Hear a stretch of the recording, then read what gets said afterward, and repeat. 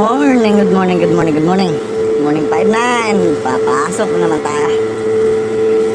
Buhay guardia nga naman. Gigising sa umaga, papasok sa trabaho. Walang mintiso yan. Araw-araw. Basta tayo guys at lalakad na tayo. Lakarin natin to. Lapit lang naman at lakad lang ba. Ang kinagandahan dito guys, malapit lang yung pinapasukan ko, walking distance lang, siguro mga nasa 10 minuto lang din lakarin, ayos na, hindi ka nagagastos ng pamasahe, sila lakarin mo lang, tamang lakad lang tayo dito guys.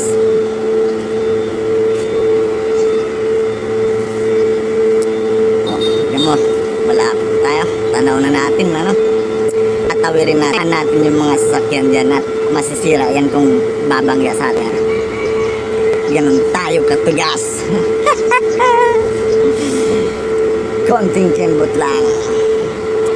Kakapagod. Pero is lang. Para sa buhay. At para sa kinabukasan. Ito na. Pasok na tayo.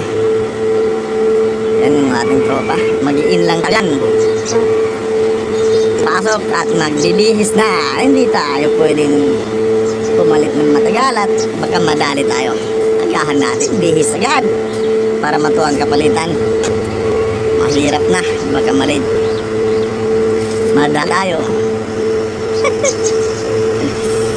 Medyo walang plansya-plansya ng ating uniform. Pagpasensyahan nyo na, 5-9.